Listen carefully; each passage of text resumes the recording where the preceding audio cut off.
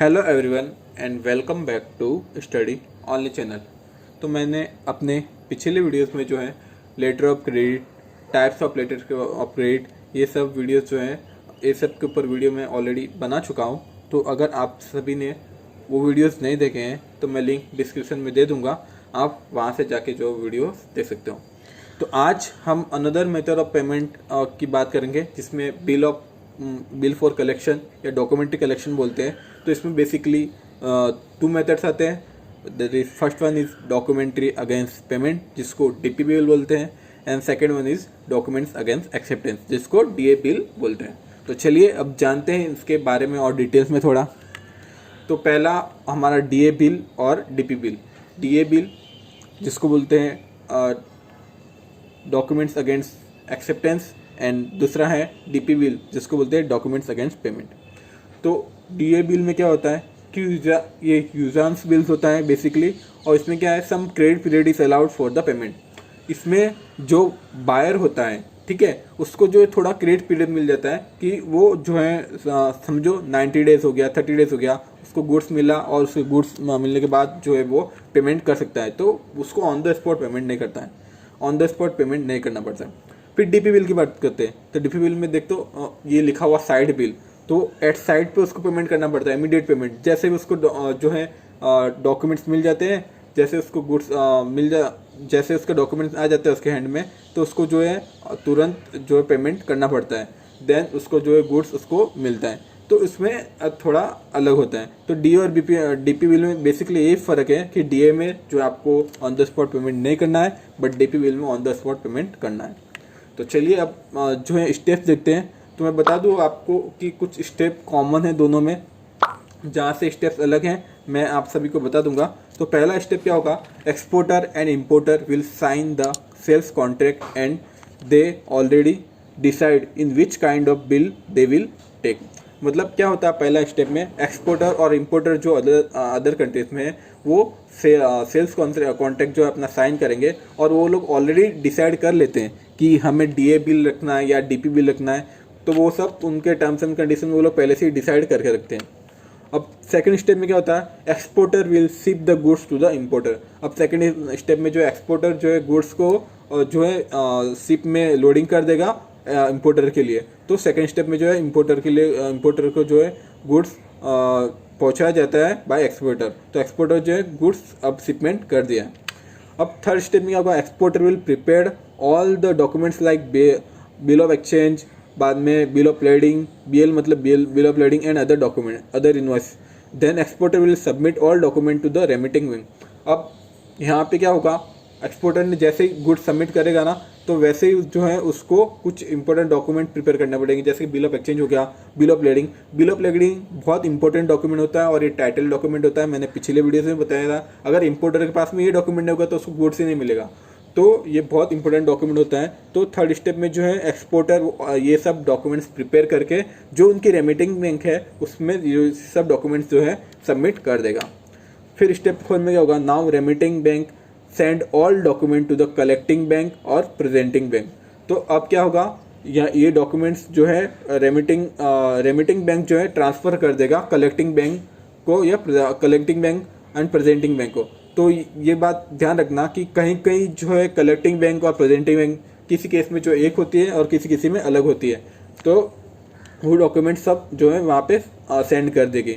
In some cases collecting bank and presenting bank will same it is in importer country. ये जो importer country में होती है और कहीं कभी कभी सेम होती है और कभी कभी डिफरेंट होती है। बट अब यहाँ पे क्या होगा, जैसे उसके डॉक्यूमेंट्स पहुँच रहे तो मीनवाइल उनके गुड्स भी वहाँ पे पहुँच जाते हैं, इंपोर्टर को जो है गुड्स वहाँ पे पहुँच जाते हैं। बट ये बात ध्यान रखना है कि इंपोर्टर को अभी गुड्स मिले नहीं है, वो इंपोर्टर के पोर्ट पर ही रुके हुए हैं। जब तक इंपोर्टर वहाँ पे जो डॉक्यूमेंट्स है जैसे कि बिल ऑफ लेडिंग वगैरह प्रेजेंट नहीं करेगा, तब तक वो गुड्स उसको वहाँ से पोर्ट से जो रिलीज़ नहीं किया जाएगा। तो वहाँ पे जब इंपोर्टर ये सब डॉक्यूमेंट्स पेमेंट का डॉक्यूमेंट जो है यहाँ पे पोर्ट में दिखाएगा, शो करेगा, देन जो है उसको अपने गुड्स मिलेंगे। अब बात करते हैं, यहाँ तक तो जो 4 स्टेप है दोनों में डी और डीपी बिल में कॉमन थे। अब यहाँ पे बात करेंगे हम लोग डीपी बिल की। तो डीपी बिल में उसके बाद क्या होता है, 5वां स्टेप। तो when collecting bank present the sight bill then importer has to make immediate payment to collecting bank और प्रेजेंटिंग बैंक। तो इसमें क्या होगा कि जब इम्पोर्टर को, जब जो है कलेक्टिंग बैंक सब डॉक्यूमेंट प्रेजेंट कर देगी इम्पोर्टर को, ठीक है, जो ऐसे बिल ऑफ एक्सचेंज वगैरह जो भी है प्रेजेंट करेगी, तो उसको इमीडिएटली वहाँ पे पेमेंट करना पड़ेगा दैट बैंक को।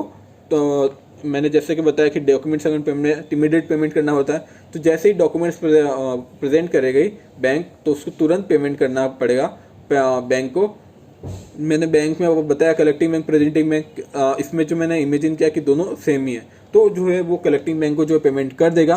Then after payment he will get document, जैसे ही वो पेमेंट करेगा ना उसको डॉक्यूमेंट जो है मिल जाएंगे। तो इसमें हमने क्या देखा, जैसे ही वो डॉक्यूमेंट्स जो है प्रेजेंट करने के लिए जाएंगे बैंक, तो उसको जो है बिल ऑफ एक्सचेंज जैसे उसको मिलेगा, ठीक है, तो तुरंत उसको पेमेंट करना है। और जब वो पेमेंट कर देगा तो उसको बाकी के डॉक्यूमेंट्स जो है मिल जाएंगे, और वो डॉक्यूमेंट्स लेके फिर जो है पोर्ट में प्रेजेंट करेगा, जैसे कि बिल ऑफ लेडिंग वगैरह।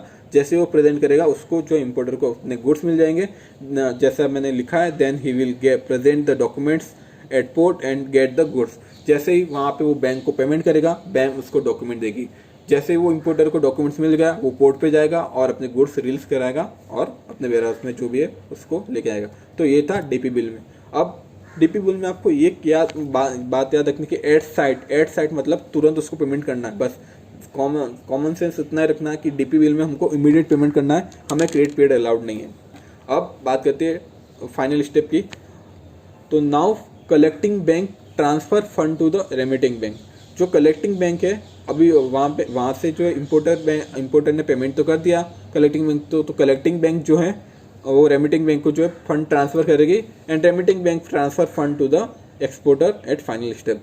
तो फिर फाइनली जो है जब जो है रेमिटिंग बैंक को जब पैसा मिल जाएगा, तो वो एक्सपोर्टर को जो फाइनल स्टेप में ट्रांसफर कर देगी। तो ये हो गया हमारा डीपी बिल। अब बात करते हैं डीए बिल में। डीए बिल में भी थोड़ा डिफरेंट है, बस ज़्यादा नहीं है। Importer receive the bill of exchange from the collecting bank and accept the credit period and sign that bill of exchange. जैसे इम्पोर्टर जो है, इम्पोर्टर को जो है बिल ऑफ एक्सचेंज मिल जाएगा फ्रॉम कलेक्टिंग बैंक है, तो कलेक्टिंग बैंक से उसको इम्पोर्टर को जैसे मिलेगा वो उसको एक्सेप्ट करेगा कि हाँ मैं 90 डेज़ का क्रेडिट पीरियड एक्सेप्ट करता हूँ, 90 डेज़ के बाद मैं जो है पेमेंट कर दूंगा। ये कब होता है कि जब एक्सपोर्टर के पास तुरंत जो इम्पोर्टर है उसके पास जो है फंड नहीं रहता है, तब वो क्रेडिट पीरियड मांगता है। और ये एक तरह से अच्छा मेथड भी है, क्योंकि आपको गुड्स मिल जाएंगे, आप गुड्स को वेरीफाई कर सकते हो, अच्छे से देख सकते हो कि कैसे गुड्स मतलब गुड्स सब प्रॉपर है नहीं। तो इसमें जो इसको एक तरह से सिक्योर मेथड भी बोल सकते हैं कि यहाँ पे जो है उसको थोड़ा क्रेडिट पीरियड मिल जाता है। अभी समझो अभी वो गुड्स आगे किसी को सप्लाई करता होगा इम्पोर्टर, देन वहाँ से पेमेंट मिलेगा, तो धीरे धीरे जैसे पेमेंट मिलेगा वो 90 डेज़ के अंदर सेटल कर देगा। तो वैसे इसमें कुछ क्रेडिट पीरियड होता है, तो वो जो क्रेडिट पीरियड जो बिल ऑफ एक्सचेंज पहले साइन करेगा एंड एक्सेप्ट करेगा, देन सबमिट करेगा वापस, तब उसको जो है बाकी के डॉक्यूमेंट्स मिल जाएगा। जैसे कि after this importer will be get documents and the present at port and he will get the goods. मैंने क्या बोला, वैसे वो जैसे वो साइन करके डॉक्यूमेंट्स वहाँ पे सबमिट कर देगा, तो उसको जो है वो डॉक्यूमेंट मिल जाएगा। देन वो डॉक्यूमेंट्स जो पोर्ट पे प्रेजेंट करेगा और उसको जो है गुड्स मिल जाएगा। फिर after credit period after credit period suppose 90 days he will do the payment. अभी बोला मैंने कि 90 डेज हो गया, समझो उसने एक्सेप्ट कर लिया कि 90 डेज का पेमेंट करना है, तो 90 डेज का पेमेंट करेगा धीरे धीरे और उसका जो है सब पेमेंट क्लियर हो जाएगा। तो ये था डीए बिल में। डीए बिल में सिंपल यही याद रखना कि उसमें जो क्रेडिट पीरियड मिलता है और डीपी बिल में इमीडिएट पेमेंट होता है। Thank you. तो आई होप आप सभी को जो है वीडियो में जो मैंने इन्फॉर्मेशन दी वो आपके लिए यूज़फुल हुई होगी। तो ऐसे और इन्फॉर्मेटिव में वीडियोस लाता रहूँगा। अगर चैनल पे नए हो तो वीडियोस को लाइक करना, चैनल को सब्सक्राइब करना, और आपके कुछ फीडबैक क्वेरी हो तो हमें जो है आप कमेंट करके बता सकते हो, या फिर फेसबुक या इंस्टाग्राम पर भी मैसेज कर सकते हो। वहाँ का लिंक जो मैंने डिस्क्रिप्शन और अबाउट सेक्शन में देखे रखा है। Thank you so much. I hope आप सभी को जो है वीडियो की इन्फॉर्मेशन जो है अच्छी लगेगी। Thanks for watching.